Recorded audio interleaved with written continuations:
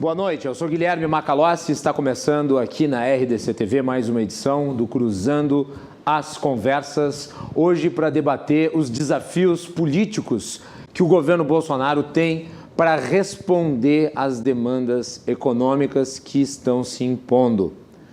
E os números que são apresentados são bastante preocupantes.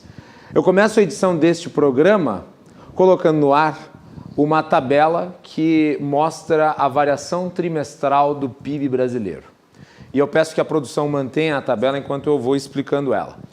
A cada ano são medidas 4 vezes o PIB brasileiro e é dividido por 4 trimestres. Então, quem está assistindo vai notar que no primeiro trimestre de 2016 nós tivemos uma queda de 0,8% do PIB, depois no segundo trimestre de 0,2%, depois no terceiro trimestre de 0,7% e no quarto trimestre de 2016, 0,6%. Esse foi o último ano do governo Dilma Rousseff e o primeiro ano do governo Temer. Em 2017, houve um ensaio de crescimento, 1,6% de crescimento no primeiro trimestre, depois 0,3% no segundo trimestre, 0,1% no terceiro trimestre e no quarto trimestre 0,3%. Houve este despencar em relação à expectativa porque vocês devem lembrar que naquela época era discutida a reforma da Previdência e houve o episódio Joesley Batista que fez a reforma fazer água. Pois bem, entramos em 2018 e as condições não melhoraram. 0,5% no primeiro trimestre, 0% no segundo trimestre, 0,5% no terceiro trimestre e, por fim, 0,1% no quarto trimestre de 2018. Ao primeiro trimestre de 2019, nós voltamos para um resultado negativo, 0,2%. É o pior resultado desde o último trimestre de 2016. Pode voltar a tela para mim. Isso demonstra que o Brasil parece caminhar novamente para uma recessão econômica. E há muitos que questionam se as medidas que estão sendo tomadas são realmente as mais adequadas para que consigamos sair da crise. Outros falam que o esforço é até bem intencionado e adequado, mas não está sendo bem gerido. Nós pretendemos discutir isso na edição de hoje do Cruzando as Conversas, que recebe aqui no nosso estúdio o advogado, economista e professor da faculdade de... Opa, eu errei, na realidade, perdão. Diretor do Laboratório de Saúde, Tomás Nunenkamp, perdão, errei de novo. Diretor do Laboratório de Saúde, Tomás Nunenkamp. Também o administrador de empresas, diretor-presidente do Sindicato dos Servidores de Nível Superior do Rio Grande do Sul e da Central Geral dos Trabalhadores do Brasil no Rio Grande do Sul, Neucir André Varnier. O advogado, economista e professor da Faculdade de Direito da Unicinos, Manuel Gustavo Neubar Trindade, e sociólogo e presidente do Diretório Municipal do Partido dos Trabalhadores de Porto Alegre, Rodrigo de Lélio. Eu peço perdão à produção e também aos meus convidados que estão sentados à direita, porque, na verdade, eu errei aqui. Na verdade, o Neubar devia estar sentado no lugar do Tomás e o Tomás devia estar sentado no lugar. Eu me confundi, perdão, erro meu. E nós gravamos mais cedo uma entrevista com o senador Luiz Carlos Reins. Ele estava em Porto Alegre falando sobre concessões numa reunião pública que ocorreu na Câmara de Vereadores. Originalmente, eu havia convidado o senador Reins para participar do programa, mas pela agenda bastante competitiva do senador, ele acabou não podendo estar aqui presencialmente. Obviamente, eu o convidei para que viesse em outra oportunidade e nós gravamos a entrevista sobre este assunto que vai ao ar agora aqui no Cruzando as Conversas. Estamos aqui na Câmara de Vereadores de Porto Alegre com a presença do senador Luiz Carlos Reins, representante do Rio Grande do Sul no Senado Federal, eleito com uma expressiva votação. Eu já tive a oportunidade de falar com o senador há algum tempo atrás, lá no estúdio do Cruzando as Conversas, e hoje o senador está aqui em Porto Alegre. Infelizmente, pela agenda, ele não pôde ir ao programa no horário em que ele passa. Mas nós conseguimos uma entrevista exclusiva que é muito importante porque, afinal de contas, o senador tem tido uma destacada atuação no Senado e nós estamos num ambiente político onde o papel dos parlamentares é cada vez mais ressaltado. E como o programa de hoje trata das articulações do governo e do papel do governo na celebração de reformas que podem mudar o destino do país, nada melhor do que ouvir o senador Heinz na abertura do nosso programa.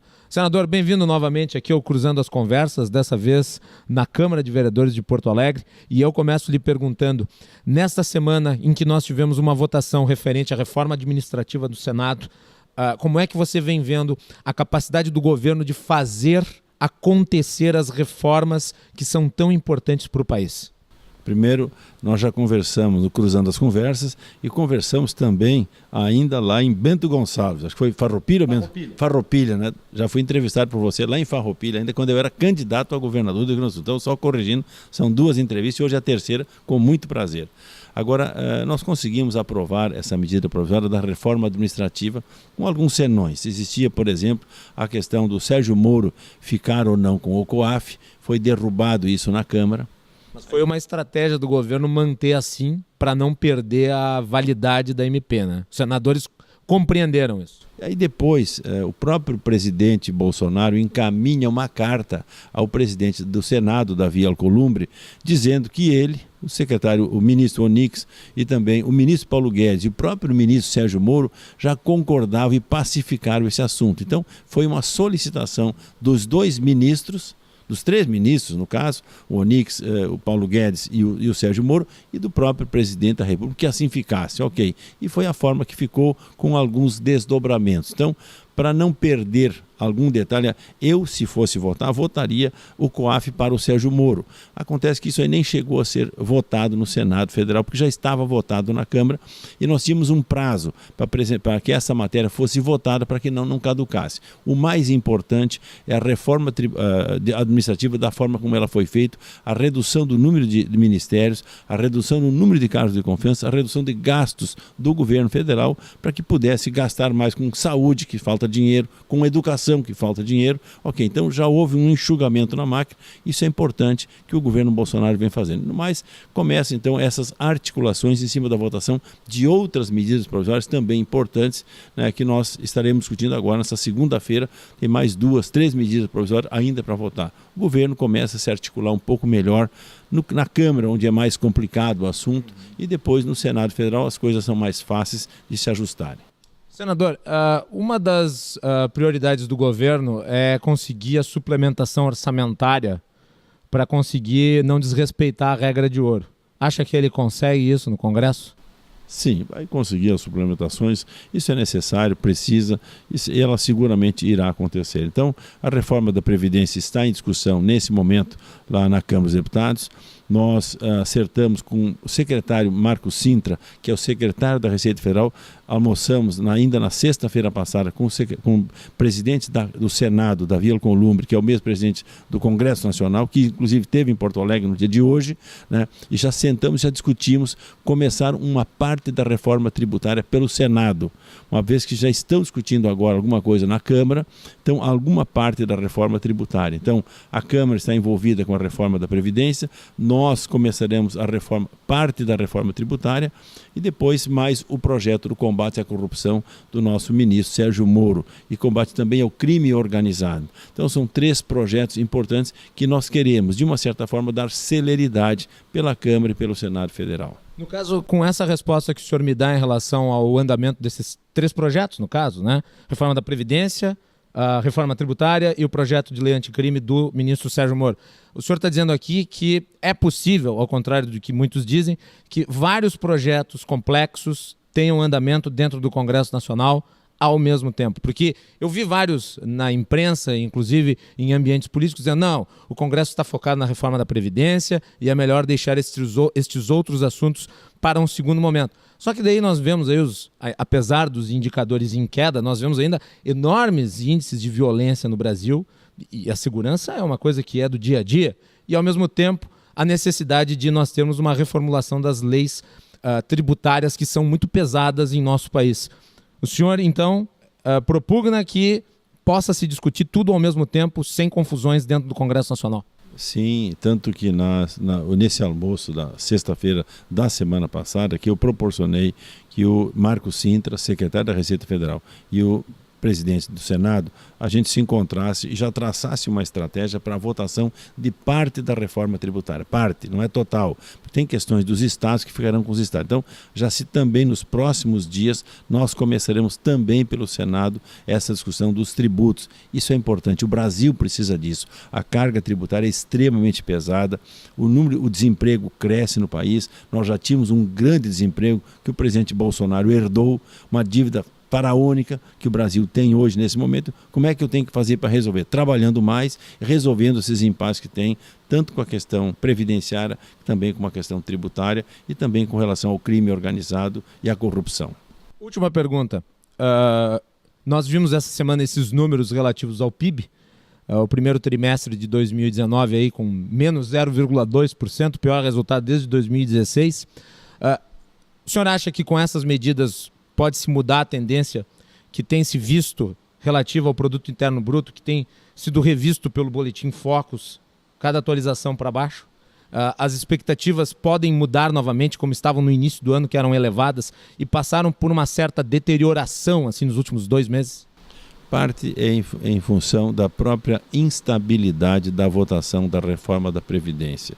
Isso passou um sinal negativo para o empresariado de quem está no Brasil e quer investir, ou de quem está fora do Brasil e quer investir aqui também. Então, essas são algumas questões que essa amarração acabou trazendo esse resultado negativo do PIB. Então, nós temos que acelerar, e por isso que eu disse, por isso que eu ajeitei o Sintra para conversar com o Davi, para nós ajustarmos a questão tributária. Então, vamos dar um sinal positivo ao mercado.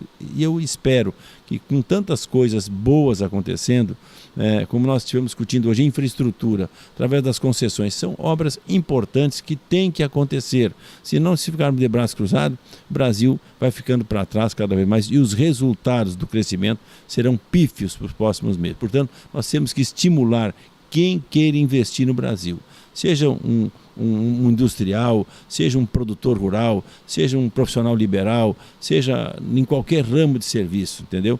Tem que ter, vamos dizer assim, facilitação para que a gente possa ser estimulado a investir nesse país. Se não fizer isso, o crescimento será pífio, como nós estamos vendo nesse momento agora. Seja turismo, comércio, indústria, agricultura, serviço, o que for, o Brasil precisa andar para frente. Nós temos que facilitar a vida de quem queira empreender no nosso país. Muito bem. Senador Reins, eu gostaria de agradecer essa participação especial aqui no Cruzando as Conversas. E eu espero que numa próxima oportunidade, com mais tempo, o senhor esteja conosco lá novamente. Na última vez esteve com o senador Lazier Martins para discutirmos esses e outros assuntos com mais profundidade. Mas, de qualquer forma, lhe agradeço a disponibilidade. Ok. Assim como eu falo em Brasil, e eu tenho conseguido isso, nós temos aqui no Rio Grande do Sul, já disse no teu programa, repito novamente aqui, obras extremamente importantes da infraestrutura do Rio Grande do Sul. Estamos ajudando, por exemplo, o Porto de Rio Grande.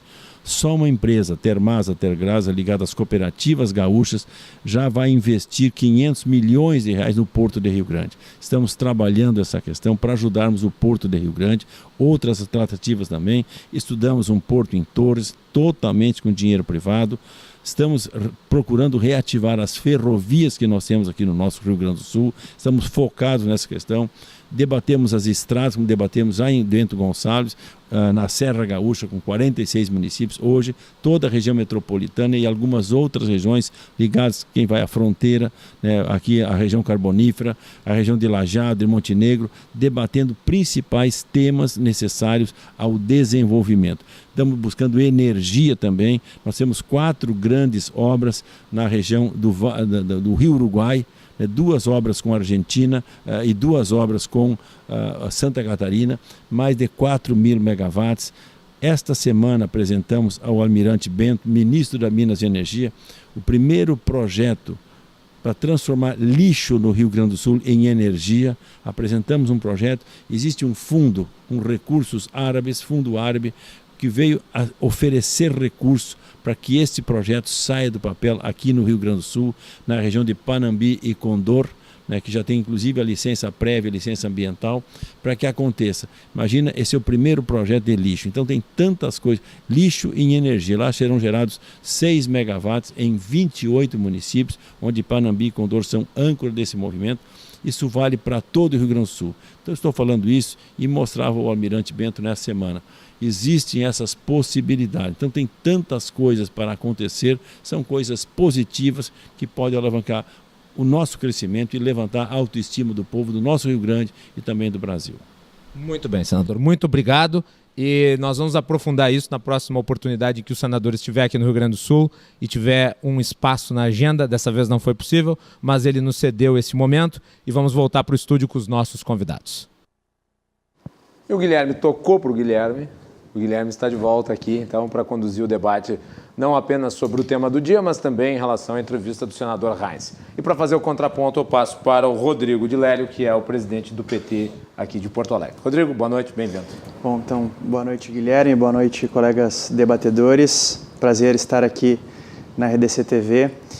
Bom, comentários sobre a entrevista do senador Reins. Vou me focar no que ele disse a respeito da instabilidade política sobre a aprovação ou não da reforma da Previdência. Evidentemente que haverá uma ampliação dessa tensão e dessa dificuldade, porque os termos em que o Estado brasileiro está se dedicando a construir o seu ajuste são termos extremamente danosos para a parcela mais empobrecida da população brasileira.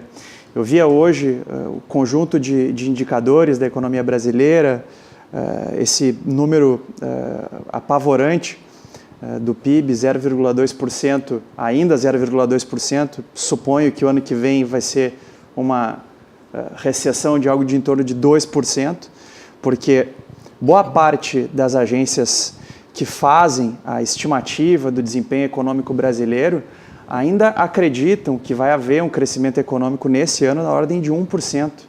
Então, é muito otimismo com a rede de intrigas promovida pelo governo Jair Bolsonaro, que tem se dedicado quase que exclusivamente para isso do ponto de vista governamental, e, por outro lado, o pacote econômico extremamente danoso para o conjunto da população, sem nenhuma garantia de que a Previdência Pública sequer vai conseguir manter os pagamentos para a geração que hoje está contribuindo.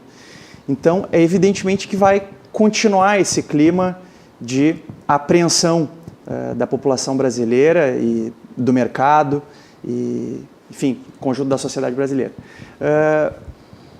Não há nenhuma expectativa de reverter o cenário econômico brasileiro se o governo não tiver um discurso e ações concretas para retomar a criação de empregos. O governo não falou nenhuma linha até agora sobre este tema.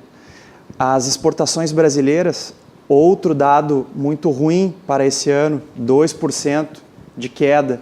O governo muito empenhado em fazer uma aproximação completamente desprovida de critérios razoáveis com o governo dos Estados Unidos e com uma agenda, inclusive antiliberal, do governo Trump, acaba estabelecendo contenciosos com mercados internacionais onde os produtos brasileiros são bastante competitivos, né?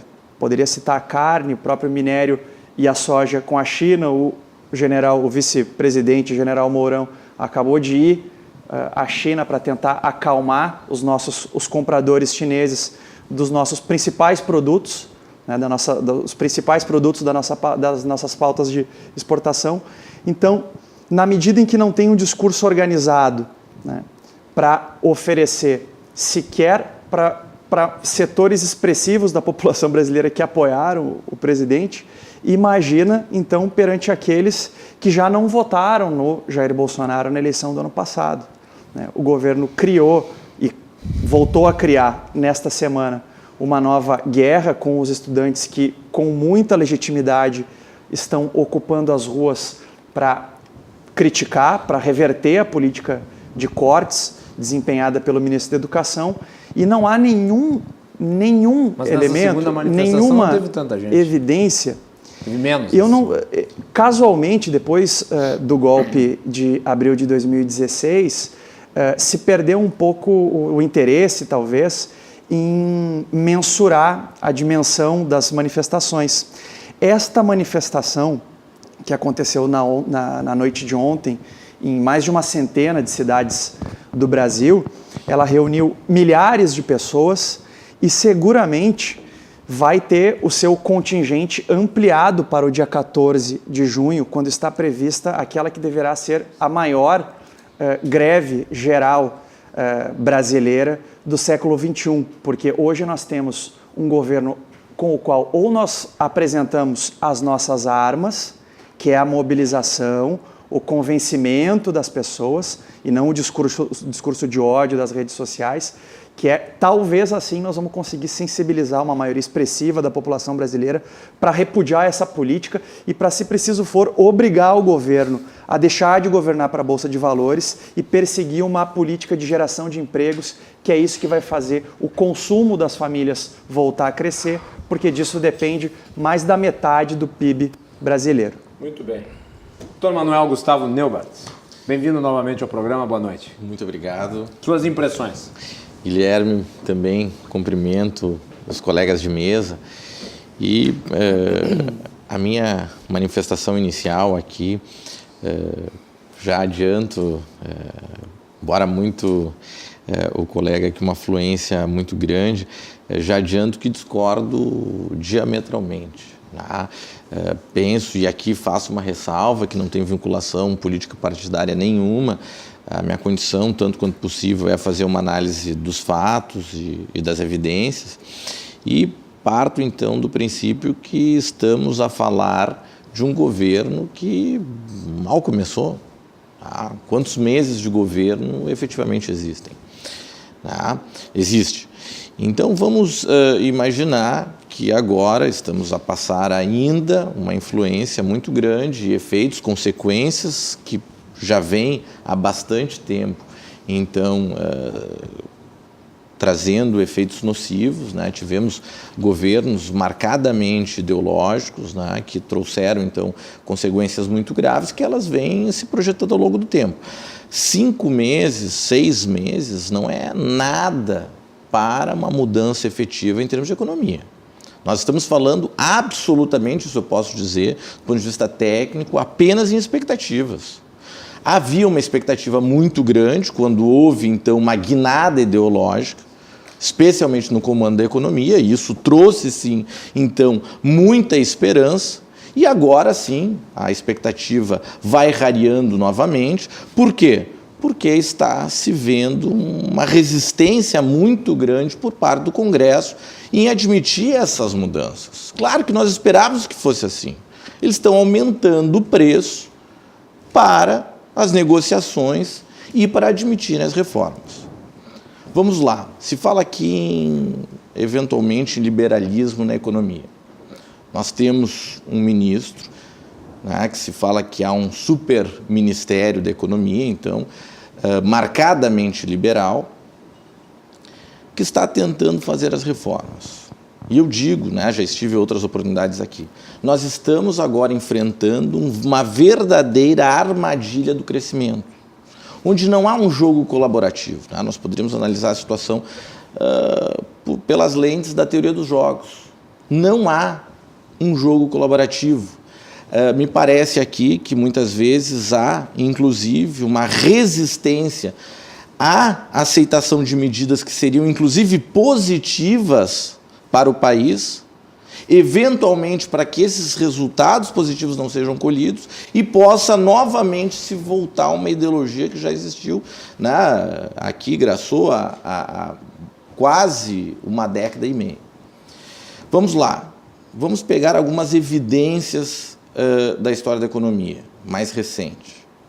Nova Zelândia, Coreia do Sul, Austrália, levaram, depois das reformas liberais na sua economia, mais de 15 anos para efetivamente começarem a colher os bons frutos daquilo que foi plantado muito tempo atrás. Nós estamos falando de 5 meses. Isso não é nada. A Alemanha também fez uma reforma da Exato. Previdência que possibilitou aumento de recursos para a educação.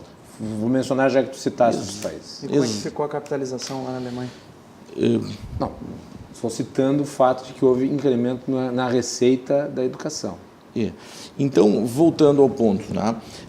Mas certamente os aposentados alemães vivem em melhores condições que os aposentados brasileiros. O importante é ver a opinião deles, né, sobre isso. Não Talvez a existe opinião dos alemães não seja essa. paridade do ativo com o inativo, né? Todo mundo trabalha até 67 anos. Existe uma série de coisas assim que aqui, na realidade, a reforma, o grande perdedor de privilégios são o funcionalismo público. O pobre que ganha até 2 salários mínimos não vai perder nada. Essa é a realidade. Está se fazendo uma grande mentira, está se usando chavões, né? Parece que eu estou no Politburgo, às vezes, quando eu ouço o discurso, né?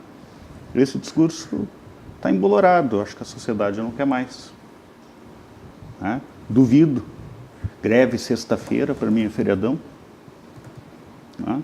Desculpe, a nossa esquerda ainda está vivendo no século XIX. Ela não avançou. Acho que a importância, eu acho que veja assim, é quanto pior, melhor. Melhor. Complete, doutor. Então, Depois exatamente, vamos passar a palavra tomando aqui para o Neucir.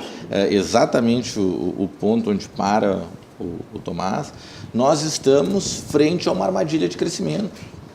Se não houver a compreensão de todos os agentes, sejam econômicos e políticos, que deve haver, então, uma caminhada num mesmo sentido e há algumas reformas que são indiscutíveis, como é uma questão de um mínimo de equilíbrio orçamentário, e isso passa necessariamente por uma reforma da Previdência, nós até poderíamos discutir seriamente, bom, qual é os limites e o modelo de reforma de Previdência. Mas não há como se discutir um déficit monumental. E aqui o Tomás, me parece que também ressalta muito bem, nós estamos frente a uma guerra de informações. O que está sendo trazido a público não é verdade. As consequências dessa reforma não vão prejudicar aqueles que mais precisam. Neucir, bem-vindo, boa noite. Boa noite aos debatedores, boa noite, Guilherme, obrigado pela oportunidade. Prazer. Boa noite aos nossos telespectadores. E, se me permitem, me parece que eu estava vendo aqui o que a gente vê diariamente na televisão. Mas aqui é a televisão mesmo. Mas a grande mídia é a polarização do discurso. Porque eu tenho razão, eu também tenho, e eu quero aproveitar e dizer, eu discordo dos 3 debatedores aqui pelos pontos de vista de vocês. Discordo e vou... Vou ficar no centro, então. Vou tentar. Não sou Não no é o centro. centrão. Não é nem centro. Queria deixar bem claro o seguinte. Tanto um lado como o outro tem uma perspectiva do problema. A perspectiva do problema sobre o problema é a mesma, com soluções diferentes. Se nós continuarmos vendo o problema da mesma forma, com soluções diferentes, mas se cada um usar soluções diferentes para resolver um problema, no final das contas vão atingir o mesmo objetivo, que é o que a gente viu. Nós já estamos aqui desde 88, vamos colocar assim, né? 30 anos e o Brasil está crescendo para baixo, seja um lado ou outro com suas teorias econômicas. Quando você se referiu aqui ao PIB 0,2 menor da série histórica... Não, eu vou te dizer outra, Guilherme. De uma série histórica, até 1900, da mesma forma de contabilização, é a menor PIB numa série que começou em 1996. De hoje? É. Desse trimestre? É. Não. Menos 0,8% no primeiro trimestre de 2016. Não. De 1996, o PIB. Olha, desculpa, colegas. A participação da indústria. Mas aí é uma outra... Tudo bem. Não, mas eu quero chegar na questão do emprego, do desenvolvimento, do investimento, da concentração, do sistema financeiro. A participação do PIB, o peso da indústria, na participação do PIB, em 1955 era de 13%. Chegou a 25%. 1955. E hoje está 10,6%. O que aliviou um pouco esse PIB, daí o geral, foi o consumo. E aí eu digo para o colega ali, a questão da Previdência é um dos maiores mecanismos de distribuição de riqueza que fomenta o consumo, o trabalho e o desenvolvimento. Ele é concentrador. No Brasil, ele é concentrador. Não é, porque ele é um sistema solidário geracional que é repartido entre ativos e inativos com contribuição do governo e de empresas. Vem da atividade produtiva. No momento que você concentrar no modelo de capitalização, você está passando os recursos para um ente financeiro e ele vai colocar esse dinheiro no mercado com empréstimos. E vai tirar o seu percentual. Vai ter a taxa de administração, ou seja, ele dá uma mordida. E aí... O governo também é não opcional. Aí vem a questão. O governo ele toma empréstimos para financiar a Previdência. E ao tomar empréstimos, ele aumenta a dívida pública. Não, ele não toma o empréstimo. Nós temos dinheiro sobrando. Vou te provar isso. O que acontece? A nossa perspectiva sobre o problema tem que mudar. Porque as soluções que nós estamos inventando são sempre as mesmas. Aliás, são diferentes, mas com resultados iguais. Tanto os governos anteriores como o atual governo. É por isso que nós, da Central, o sindicato, nós fomos para as ruas. Contra a política predominante há muitos anos. Concentradora de riqueza. Nós temos aqui no Caixa do Tesouro 1 trilhão e 300 bilhões. Caixa do Banco Central, 1 trilhão e 13. Reservas, 375 bilhões de dólares, tá? 1 trilhão e 453 bilhões. São 4 trilhões. 4 trilhões de reais esterilizado, lá paradinho. Por que não colocar esse dinheiro? Aí, querem atrair investidores? Pega os investidores nacionais e empresta dinheiro a juros zero no setor produtivo para oferecer produtos e serviços, porque nós temos aí 28 milhões de desempregados, que é da onde vem a riqueza. São os trabalhadores. Me diz qual o mercado que vai absorver esses desempregados. É 28 milhões de desempregados. Quando falam 13 milhões, não tem carteira assinada, os outros estão trabalhando informalmente. Mas se tu oferecer um emprego, carteira assinada, ele vai se empregar ali. E está desempregado. E ele se empregaria por menos do que o valor do mínimo. Por ter o quê? Dignidade, segurança, que é outro problema nessa reforma da Previdência, que é a desconstitucionalização. Aí cada governo que entra vai querer mudar as regras do jogo. Isso é um outro grande problema. Então a gente tem que pensar na questão humana. E as questões econômicas estão se sobrepondo à questão humana. Nós temos que trabalhar o país para o ser humano. E não para pequenos grupos de investidores que estão, na verdade, concentrando riqueza. Existe uma denúncia, uma ilegalidade acontecendo agora, que são as sobras de bancos. Entra e sai recursos nos bancos. E existe o quê? A remuneração do Banco Central, Política Monetária Nacional, das sobras de banco, pela taxa Selic. Não sei se é a mínima, não sei qual é o valor da taxa. Dando títulos públicos. O que acontece? O banqueiro está tranquilo. Sobrou dinheiro pelo algoritmo que ele utiliza, ele tem o quê? Uma remuneração daquele capital. Por que ele vai emprestar no mercado correndo risco? Vai ter que aumentar com juros lá em cima, para diminuir o risco.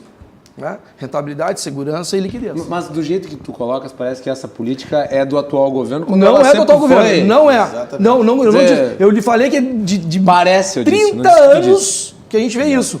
O que? A perspectiva dos governos sobre um problema que não existe. Oferecendo soluções que podem levar não vai nem solucionar, vai agravar, porque a gente está aí, nós estamos vivendo, como eu te disse, 1955. A participação da indústria no PIB de 13%. Também e agora também a antiga a desindustrialização não é de ela hoje. está, não, mas chegou a 25%. A participação no PIB. A setor de extração, de transformação e tem outro da indústria que eu não me lembro agora. Então, assim, eu penso que as políticas que estão sendo adotadas no país é um desastre, porque ela está partindo de um pressuposto E quem tá mandando no jogo é o sistema financeiro. Mas, Tudo bem. tu não reconhece o déficit da Previdência? Não. Vamos, Não antes de reconhece? entrar nesse assunto, vamos Se eu passar. tenho 4 trilhões sobrando. Mas são coisas Mas que distintas. déficit? Meu amigo, São totalmente vamos- distintas. o Então ativo, vamos terminar de mas fazer a aqui a voz, riqueza vem do trabalhador, do Eu sistema tenho absoluta produtivo. certeza que que o Thomas vai entrar nessa. Como é que se paga os títulos públicos? Com o quê? Com impostos. Daria para reduzir o quê? Quase que 50% da alíquota dos A impostos. gente está média. discutindo agora a reforma da Previdência. Mas ela é Era uma esse o consequência, meu ponto. querido. Mas claro Ela que não surge ela do está nada. crescendo, a gente está tendo um Mas essa investimento pauta da ela é uma população. pauta distorcida. Isso é uma coisa É uma objetiva, pauta que está enganando a numérico, sociedade. É uma não mentira. está. Senhores, É uma A gente mentira. pode discutir. Não, é o meu ponto de Concentração vista. bancária, Mas é o ponto de senhores, vista. vamos ouvir um mas não pouquinho. Mas é um ponto de vista. Vamos ouvir um Tu não pouquinho, pode dizer que eu estou Thomas. errado. Thomas, É o meu ponto de vista. vamos lá. A tua perspectiva em relação ao problema. Eu só vejo o seguinte, só conversando aqui com o Neuci, eu acho que ele está profundamente enganado, porque Pode ser. já passamos diversos partidos. Tenho e, estudado bastante. bem, tem gente que estuda nos livros errados. Passaram diversos partidos de diversas cores, De né? Olavo Bilac, né? De diversas cores e de todas as ideologias, e ter o dinheiro sobrando e ninguém resolveu. Então isso me parece assim um pouco utópico. Isso não existe, essa situação. Quem poderia teria resolvido Você que acredita. a coisa. Bem, eu não acredito, respeito, mas eu acho que passaram diversos governos aí, a gente pode até achar um era melhor ou pior, mas com certeza eles teriam uma vontade, aqui nem no Rio Grande do Sul. Parece que ninguém queria resolver o problema, já tivemos diversos partidos e daí acabam todos do meu jeito reconhecendo e não se resolve. O problema do Rio Grande do Sul é o avant-garde do Brasil, é o déficit previdenciário. Todos procuraram fazer uma reforma, todos os partidos aqui, foi o PT, foi o último governo, todo mundo tentou mexer na Previdência. Por quê? Porque está quebrando. E quem está quebrando são paridades do ativo. Não, mas exatamente. É sempre essa discussão. Não, mas eu não estou polarizando. PT. Eu não estou polarizando. Eu estou dizendo que Desde o tiver. início do programa. Não, eu não estou. Desde o início do programa. Meu amigo, o senhor está distorcendo minhas palavras. Eu não estou polarizando. Eu estou dizendo que de todos passaram e todos tentaram fazer. Todos tentaram fazer. Ninguém traz uma novidade, uma esperança, uma solução. Tu diz que não existe esses problemas. Não existe esse dinheiro. Não existe Claro que esse existe. dinheiro. São 4 trilhões. Não existe. Como que Não existe. Não Entra no existe. site da Auditoria Cidadã da Dívida. Se fosse fácil são técnicos do pegar esse Tesouro, dinheiro- São auditores fiscais que estão apontando onde estão os se dinheiro. fosse- Se fosse, que não há déficit eu de vou previdência. voltar assim. Bem, Vamos lá, vamos garantir a palavra nesse número- Não, eu fiz Thomas. propositalmente porque antes eles não garantiram a minha palavra. Eu só quis revidar agora. ok. Vamos lá, Thomas. Então, existe esse problema, né? Eu acho que se a solução fosse muito simples, nós já teríamos qualquer partido aí, porque eu acredito vamos dizer assim, em buscar uma solução, todos buscaram, talvez por caminhos diferentes, né, que a gente não concorde, mas eu acredito nesse ponto ainda, sou um crente que dentro da política tem maus, mas tem bons elementos em todo o espectro que buscam a solução. Se fosse tão simples, né, eu acho que já teriam feito. Eu acho que a coisa não é simples aqui no Brasil. A Previdência já vai usar 2/3 esse ano de todos os recursos do governo federal. Tá? Esse é o número. 2/3, sim. Já era há mais de 10 anos atrás, metade que o governo arrecadava federal, metade ia para a Previdência. Número. Quem apresentou isso, ex-ministro Guido Mantega, numa apresentação defendendo que a CPMF ficasse, em 2008 lá, quando a CPMF caiu. Então, isso é fato. O problema do Brasil é a Previdência. A Previdência hoje é o grande criador de desigualdade. Quando o trabalhador, aquele normal, se aposenta no máximo, né, com 1,5, 2 salários mínimos, o funcionalismo tem equiparação com o ativo. Como é que a Previdência Não. vai gerar economia?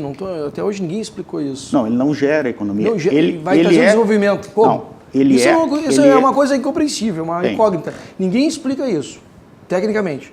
Eu- Explica. Eu estou lhe dizendo o seguinte, que Eu fazer não a sei. base... Então, eu vou explicar por isso, o senhor não sabe. Vou lhe abrir a luz para se tirar da treva e da ignorância. Sim. O que acontece? Tem coisas que a gente tem que fazer. São necessárias, porém não suficientes. A reforma da Previdência não é suficiente por si só. Mas nós só vamos construir um país decente e com menos desigualdade quando a gente resolver a questão fiscal. Não pode se viver gastando mais, com maior nobre benefício. Essa é uma realidade que a gente tem que trazer. E se tivesse dinheiro sobrando, com certeza qualquer governo anterior teria resolvido o problema. Não. Então eles não querem, eles são malvados, querem ver o... Isso é a teoria da conspiração. Provavelmente. É a teoria da conspiração. Ou estão trabalhando para interesses bem suspeitos, que a gente já mais ou menos sabe. Então, sistema financeiro. Antes de 88, então, eles trabalhavam bem, né? Porque foi o que eu disse, começou em 88, então, antes de 88 o pessoal tinha boa fé e trabalhava bem, por isso que o Brasil crescia. Bem, a parte da... Vamos lá. Fechando, né? A questão da Previdência é a base para a gente construir o edifício, mas não é a garantia que nós vamos construir o edifício. Então, nós temos que tratar essa questão como o primeiro passo. Tem a reforma tributária, que nem foi colocado, porque a reforma tributária é um problema para os negócios, o tributo do jeito que está. E a queda da indústria, meu amigo Neucir, a indústria chegou a 40% na década de 80, porque se soma a indústria de transformação, a extrativa e a construção civil. Isso aí. Tá? Hoje, ela não está em 10%, ela está em torno, um pouco abaixo de 20%, porque tem que somar a extrativa, a de transformação é em torno de 11%. Yes. Mas depois vem a construção civil e também vem a indústria extrativa. Ela perdeu? Ela perdeu. Por quê? Por uma série de questões competitivas. Hoje, tu tem indústria no Brasil, é não ser competitivo não com a China, é não ser competitivo com a Alemanha, por uma série de coisas. Que nós temos uma produtividade baixa, por conta de um arcabouço legal extremamente atrasado, né? Alguma coisa foi mexida na reforma, na modernização trabalhista, mas muita coisa continua atrapalhando a produtividade, né? Nós temos normas assim absurdas. Eu importo uma máquina moderna da Alemanha, ela não se adequa à NR12 aqui no Brasil. Eu tenho que fazer toda uma adequação nela, né? Então nós temos uma série de entraves que produzir no Brasil é muito caro. A indústria hoje tem a grande carga tributária. Em cima do PIB dela, 44% vai. Metade disso vai para o sistema financeiro. Não, é PIB, não é para o financeiro, vai para o governo. Carga tributária, estou falando. Carga tributária. Enquanto que outros setores, eles têm carga menor. Comércio tem na faixa de 30%, serviço 26%, e a agricultura, essa é em torno de 6, 7%, né, do seu PIB. Então a indústria tem esse problema. A indústria teve uma série e realmente só existe desenvolvimento num país grande, que nem o Brasil, com a população que o Brasil tem, não vai ser exportando commodities, né? Qualquer que seja, vai ter que ter indústria. Se não, quem quer pode pesquisar, nós vamos se colocar no famoso plano Morgenthau. O que é o plano Morgenthau? Foi o plano que os aliados queriam fazer, principalmente os americanos, depois a Alemanha, desindustrializar tudo e vamos viver da agricultura. Isso é inviável num país de muita gente. E a Previdência vai trazer o desenvolvimento, a reforma da Previdência? Ela vai pavimentar o caminho para a gente poder crescer. Não é condição suficiente, mas ela é necessária. Daí eu vou replicar a pergunta deles. Por que ela consegue criar o caminho para o crescimento? Qual que é o elemento dela que possibilita isso? Perfeito. Depois eu passo para o Rodrigo. Quanto a esse aspecto, é bastante simples, né? Quando há um desajuste de contas, o que acontece? Tá? Necessariamente vai ter que se aumentar impostos, né? Não se cria dinheiro não dá dinheiro em árvore. Não, se cria a inflação. E aí se cria a inflação. Né? Impostos, inflação e dívida. Exatamente, não se cria riqueza né? Em árvore. tem que ser gerado pela população, por meio do trabalho, pela indústria, pela agricultura. O que acontece? Se há um desajuste de contas, como é que se vai financiar esse déficit? Vai ter que se cobrar mais impostos. Cobrando mais... Exatamente, aumenta-se a dívida, né? Ou se cobra mais impostos. Na medida que se cobra ainda mais impostos de uma população como a nossa, que já está em frangalhos, que não aguenta mais impostos, você vai retirar mais riqueza ainda, vai gerar maior concentração e cada vez mais vai agravar o cenário que nós nos encontramos. Então, se a gente efetivamente quiser crescer, o primeiro ponto, condição sine qua non, como o Thomas aqui muito bem salientou, nós temos que fazer um ajuste de contas. A partir do momento que houver um ajuste de contas, se aumenta a expectativa novamente, de forma concreta, vem investimento de fora, aqui dentro também se retoma a expectativa quanto à questão dos investimentos, e aí vai se gerar mais emprego, vai se gerar efetivo crescimento. E aí, Neucir, nesse aspecto, eu vejo que tu és bastante crítico aqui do sistema financeiro, e eu vou dizer uma coisa, eu concordo contigo. Nós temos no Brasil a maior concentração bancária do mundo. Sabe o que acontece quando nós temos um déficit muito grande, como nós temos aqui no Brasil? O risco de um calote é muito elevado. Sabe o que faz com isso? Faz que o custo do capital seja o mais alto do mundo. Não há como se investir mais no Brasil. Então, se efetivamente nós quisermos crescer e gerar empregos, nós temos que ajustar as contas. É como uma casa. Quando a gente está numa economia doméstica, né, da sua casa, se a gente tem dívida, a gente quer conseguir mais recurso, esse recurso custa mais caro. Se a gente quiser, então, recursos para poder investir e voltar a crescer, a gente tem que pagar nossas contas, tem que ter adimplência. E a gente está num cenário caótico. É essa a resposta, né? É bastante simples, não tem... Rodrigo, não me convenceu. Não, Nem explicou. acho que o debate está interessante, não posso deixar de registrar aqui explicar minha surpresa positiva em relação à cordialidade. O debate não é todos os lugares que... Nós primamos pelo bom tom, então quero fazer o bom registro, tá? Me sinto bem assim, espero que o debate siga assim. E aí é o seguinte... Eu tenho certeza que seguirá. Pois bem, tem duas coisas que precisam ser feitas para ter esse ajuste nas contas. Aí eu não sou contra, por princípio, fazer debate de ajuste econômico e tal, mas é o seguinte... a Procuradoria da Fazenda acabou de abater uma dívida de 25 bilhões para o Itaú. O teto de remuneração para o serviço público não é respeitado em lugar nenhum desse país.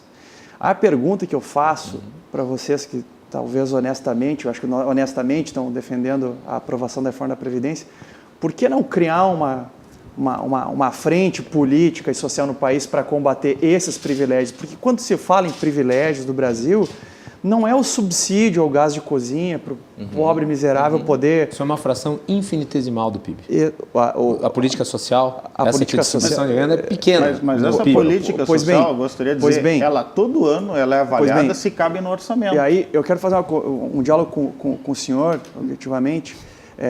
O senhor falou que, né, o Brasil não pode ter um crescimento, o salto para frente não pode ser via exportação de commodities.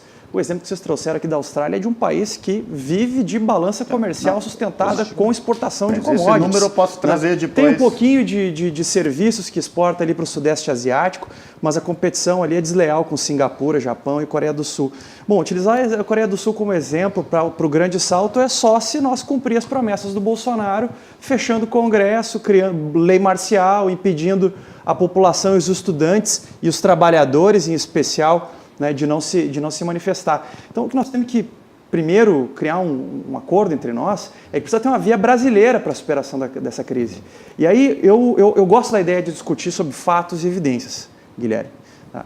Em 2014, dezembro de 2014, nós celebramos a mais baixa taxa de desemprego da história do Brasil, eram 4%, ou quase 5% de desempregados. Dezembro de 2014. Mas aí houve a explosão da bolha. Estagnado, qual bolha? A bolha de crescimento que foi criada através do crédito. Não, mas com implicações importantes na economia brasileira. Porque a economia brasileira, o PIB, a composição das riquezas nacionais, mais da metade é o consumo das famílias, é o dinheiro que circula nas classes C, dessas D e E. famílias, Mas o endividamento diminuiu agora, nesse ano. Ele diminuiu. Então, o problema é que se criou uma situação para poder dar um golpe na Dilma Rousseff, imperdoável, de setores do PSDB e outros, da imprensa. Alguns até disseram, nós somos contra o impeachment, nós somos a favor da renúncia. Até hoje não provaram nada contra a Dilma Rousseff. Nada. Então criaram uma situação, o Brasil tinha uma estagnação em 2014, menor taxa de desemprego da história do país e inflação dentro da meta. Dezembro de 2014. Passou a se desenvolver uma agenda de austeridade, a economia que estava estagnada entrou em declínio, depois se recuperou um pouco em 2017, com alguns afagos e um congresso maneteado pelo Michel Temer.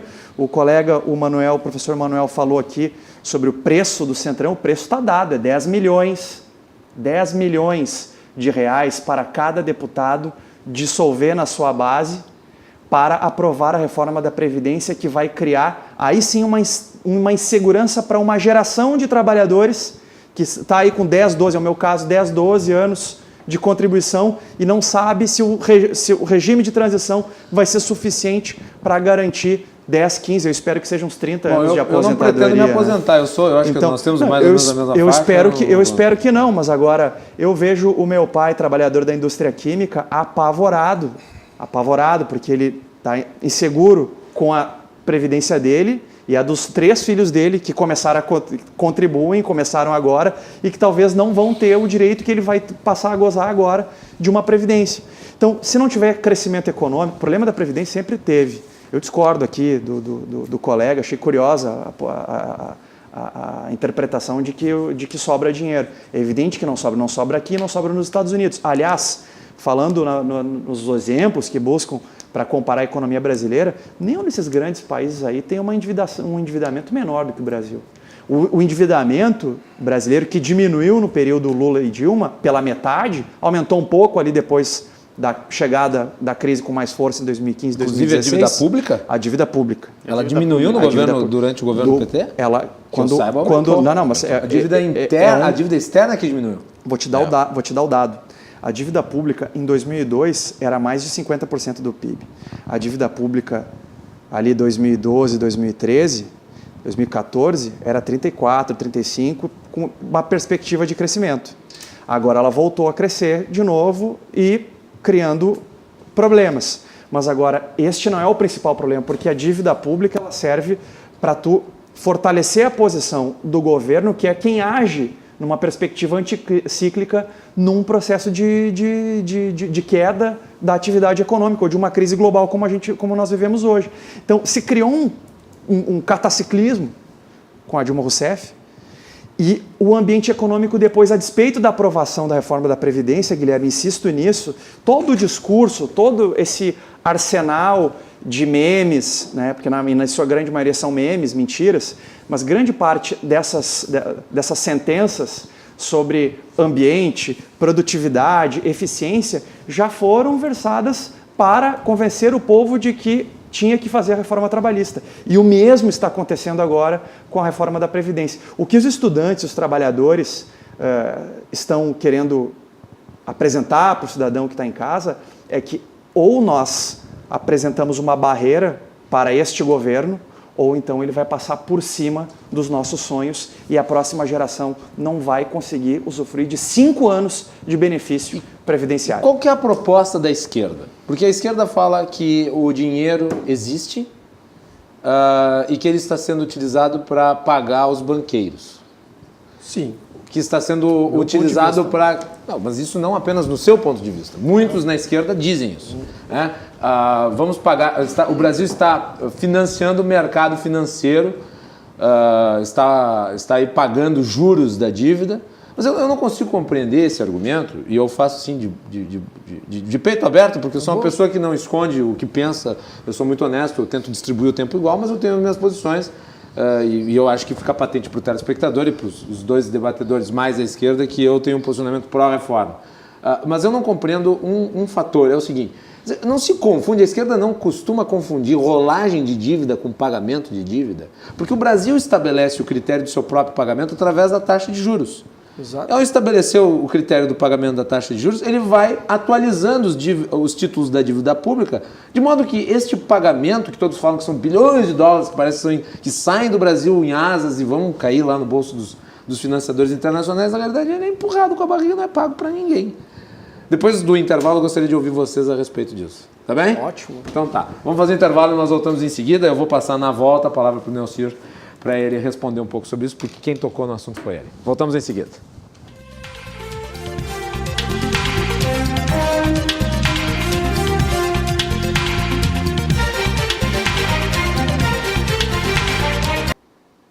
De volta com Cruzando as Conversas. Você pode nos acompanhar pelos canais 24 e 524 da NET, também pelas redes sociais. Não deixe de mandar a sua mensagem pelo Facebook ou pelo WhatsApp.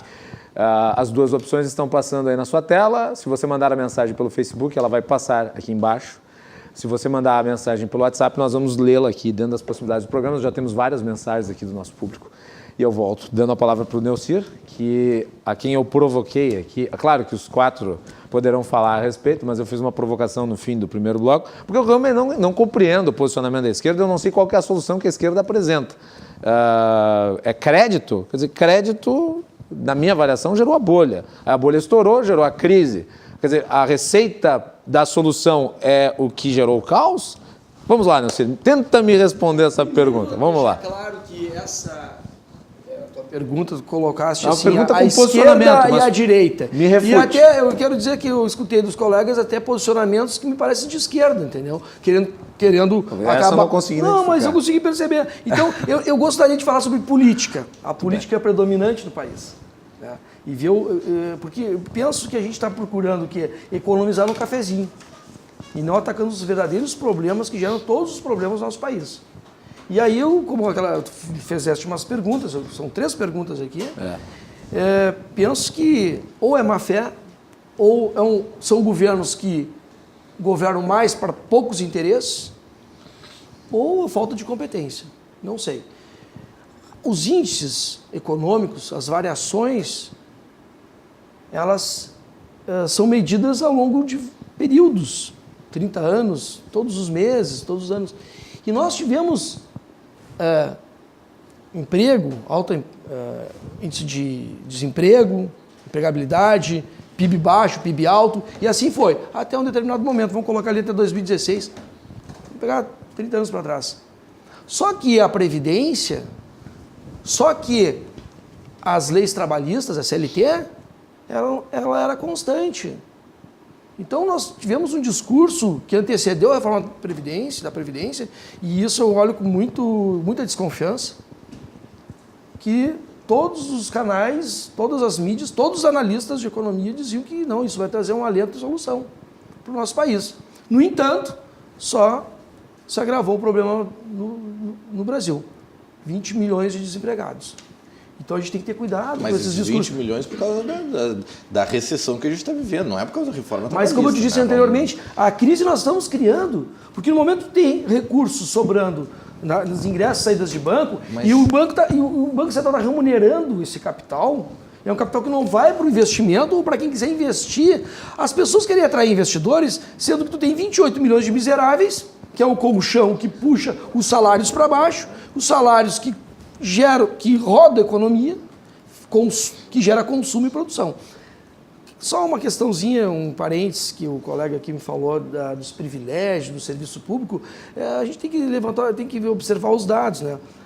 Vou te dar um, então. 70% dos servidores públicos do Rio Grande do Sul não recebe mais de 3 salários mínimos e meio. 70%. Mas não é todo o funcionalismo. Mas aí, se uma quiserem parte acabar do com o funcionalismo. privilégio, eu concordo com o ele seguinte, que o teto trabalha não está sendo 25 respeitado. anos e vive 35 aposentado. A conta não Mas fecha. aí essas distorções... A conta não fecha, não tem como se aposentar com 50 anos. Manuel, essas distorções eu concordo contigo. Manuel, ele, Assim, opa, desculpa. É o Tomás. Tomás. Eu concordo, Tomás.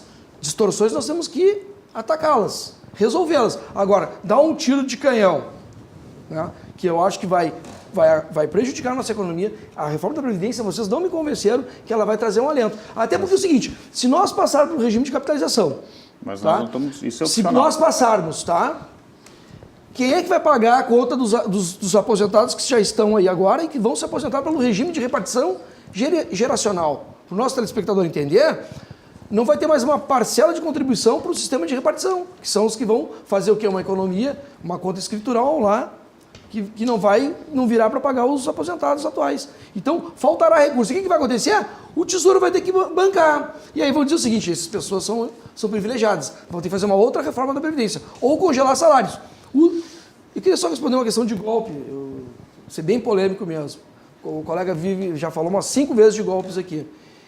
Golpes têm sido dados constantemente sobre a população brasileira. Eu vou citar o governo Lula. Artigo 192, todos os incisos e parágrafos desse artigo foram revogados. A PEC 040, que o que? Liberou geral para o sistema financeiro. Então, gente, a gente tem que ter cuidado. São golpes e mais golpes e golpes, de um lado e do outro. Me desculpa, essa é a minha percepção, estou querendo ser sincero. Agora tu falaste acredito sobre... em partidos, acredito em ideologias, mas assim, ó, sabe contar, se pelo continuarmos com essa perspectiva de vermos o problema no povo e buscando soluções diferentes, nós vamos chegar no mesmo lugar. Só um mesmo ponto, lugar. Nelcir. Então, assim, parece que os Tomás, políticos, eles saem de Não uma estou generalizando. outra... Não, eu estou dizendo quem esteve no poder. Quem esteve no poder. Aqui, ó, o Quem está no poder hoje. político Não mudou muito. é uma amostra Não mudou da muito. nossa sociedade. Mas Nem- não mudou nem muito. melhor, Exatamente, nem não pior. é melhor. Esperamos que venha mudanças. E eu estou gostando Nem dessa melhor, juventude na nem rua. pior. Esses protestos são necessários. Mas de Porque todos os lados ou só de um lado? Não, de todos os lados. Todos eu os estive lados. nos protestos agora. Eram pessoas que votaram no Bolsonaro, domingo. que votaram no No Haddad. domingo.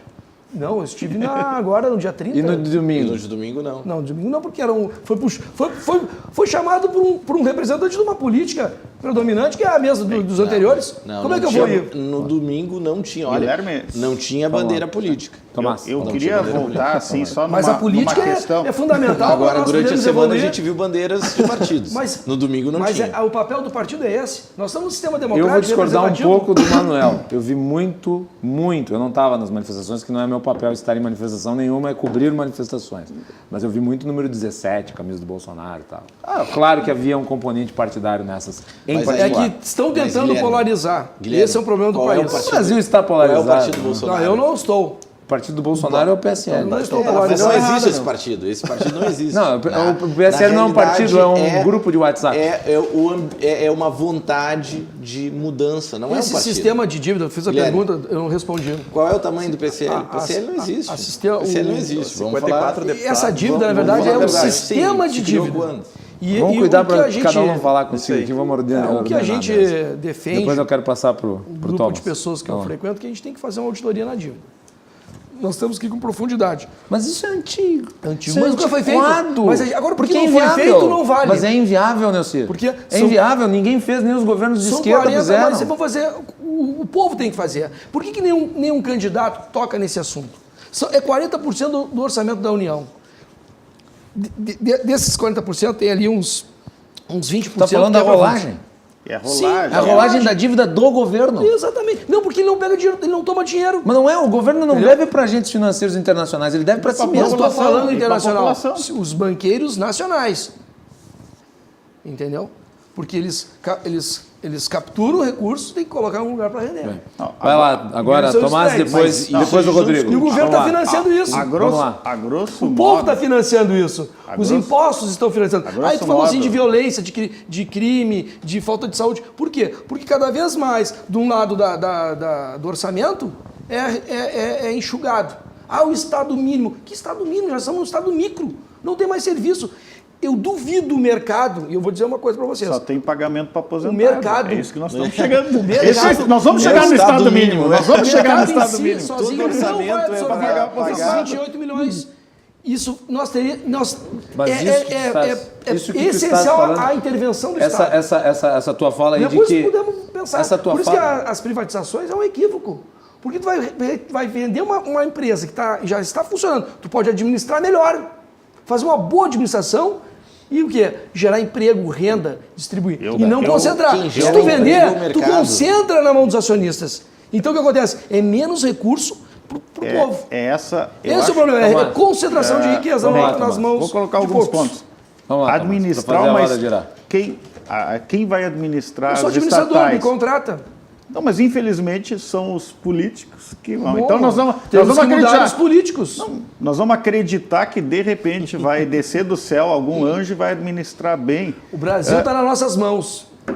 É o povo Estatal não funcionou em nenhum lugar do mundo bem. Essa é a O povo realidade. está acordando, hein? Está indo para as ruas. Ok. Que bom. De Estatal parte a não parte. funcionou em nenhum lugar do mundo bem. Essa é uma realidade. Né? Pô, Estatal Petrobras não é de ponta. mas poderia ser muito melhor se fosse...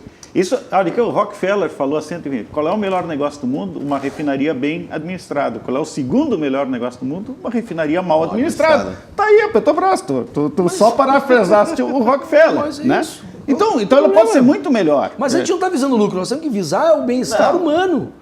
As empresas, o bem-estar humano. Ela tem que estar O bem-estar em humano. função do ser humano e não em função do lucro, da riqueza, de pouca Mas concentração.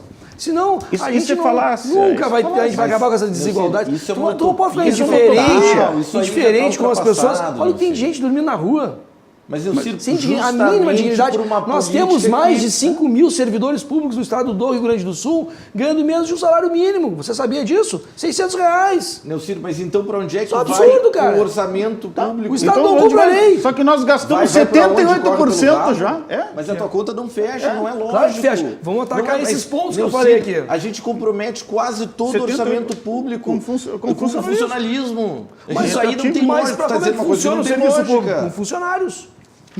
Mas então por que a gente está Chama nessa mais. desgraça? Não, Chama a gente mais. não tem mercado. Pega o dinheiro que está aqui, ó, A 4 gente trilhões produz parado pouco. e Senhor, investe Tem na pouco indústria. emprego, tem que ter mais salário. No eu empresário gostaria nacional, de- Senhor, no pequeno, no médio, empreendedor Neucir, nacional. Vamos deixar o Thomas E falar não um atrair pouco para estrangeiro girar a que roda e só nós vem conseguimos sugar. cada um falar a sua vez só agora vem no se bloco de apropriar da encerramento. gente. Eu gostaria, sim. Tomás, eu acho fala. que retomando a coisa. Retoma, depois eu passo para o Rodrigo. Ah. O Rodrigo também quer falar. O desenvolvimento no Brasil, que para a gente voltar a crescer, precisa de algumas bases, e volto a dizer, são algumas mudanças que o Brasil tem que fazer, que os outros países no mundo também fizeram. E os que não fizeram sofreram graves consequências. A gente viu a crise na Europa, países que insistiram em não mexer na Previdência, outros que tiveram que fazer isso depois de praticamente quebrar. Portugal foi uma, reduziu valores da Previdência, né? Porque senão vai acontecer o que está acontecendo no Rio Grande do Sul aqui.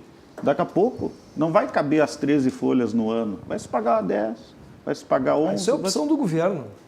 Não, é opção do opção do governo. governo. Ele parece que dinheiro é máquina. Para aí, não existe o dinheiro. Eu já vi todos os demonstrativos contábeis do governo Tá, Sartori. então, e do o governo Sartori do Leite ficou teve nenhum atrasando, ele político se desgastando porque ele queria. Desculpa. O servidor é minoria. É um bode expiatório, está na sala. Eu não sei, mas ele é Esse meu minoria, ponto de mas vista, todo mundo é um morre ponto de de medo vista. na Assembleia. Eu não posso falar isso. Desculpe, eu tenho um tu monte tá de pessoas defendendo- que pensam que nem eu também. Ok. Só que eu tô te colocando o que eu penso. Que futuro vai ter os nossos filhos com os professores ganhando essa miséria que está ganhando? Mas eu não estão estou ganhando aí? defendendo que ele ganha miséria, só que nós Tem que criamos... investir sistema- mais no serviço público de Então, qualidade. Como países Só nós desenvolvidos. estamos hoje gastando Vamos lá. 78%. Tá? Isso é um problema. Então, se a gente não pavimentar isso e resolver, nós não vamos poder construir o país com reforma tributária, mexendo nos bancos, que nem tu colocaste, uma série de Uma outras série coisas. de medidas, não só uma no- série de medidas, mas passa por o governo caber dentro do orçamento dele. Tá? E o orçamento já é grande, ele aumentou ao longo dos anos. O Fernando Henrique trouxe numa carga de 26 para 36. Tá? Chamar o Fernando Henrique de neoliberal é a maior mentira do mundo. Ele é um socialista fabiano. Neocolonialismo nós temos no Brasil. E assim, o que nós sofremos foi uma primarização da nossa economia. É uma falácia que o Brasil pode... A Austrália tem 20 milhões de habitantes, um décimo do Brasil. Foi o senhor que falou da Austrália. Tu falaste que a Austrália...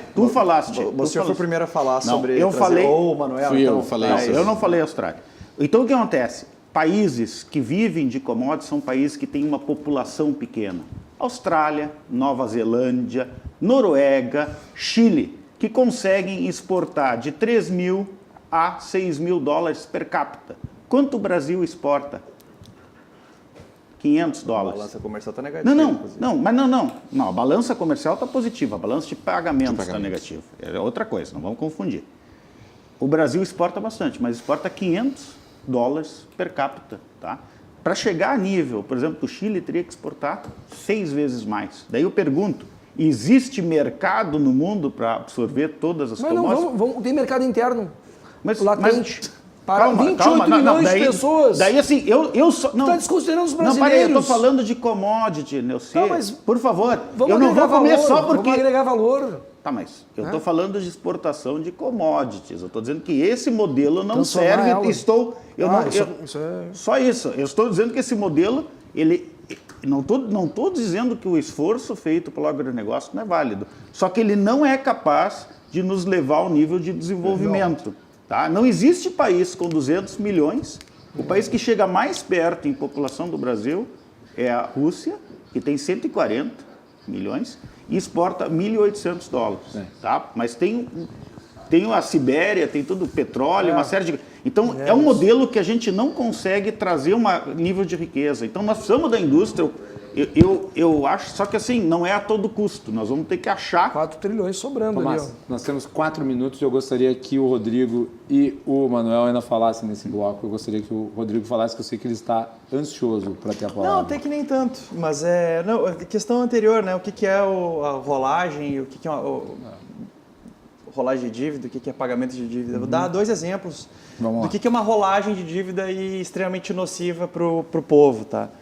O acordo que o Antônio Brito fez lá em 1998, vinculando quase 14% das receitas do povo gaúcho para a União, aquele foi um acordo extremamente nocivo, porque não pagou quase nada do estoque da dívida, mas ampliou um pouquinho do espaço fiscal ali para ele poder pintar uns cordões de calçada ou coisa do tipo e fazer uma política de visibilidade, em tese dizer que o Rio Grande do Sul estava com emprego sobrando e coisa do tipo.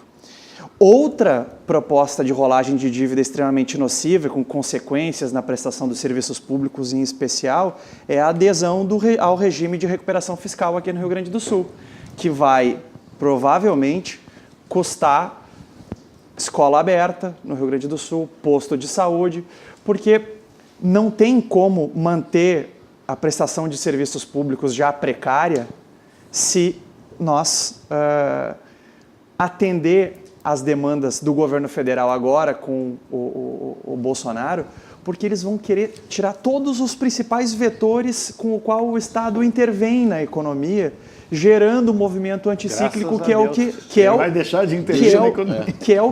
o que fez os grandes saltos da economia brasileira, geração de emprego, regime de pleno emprego, aliás, distribuição de renda, que eu sei que isso não é importante para algumas pessoas aqui, inclusive.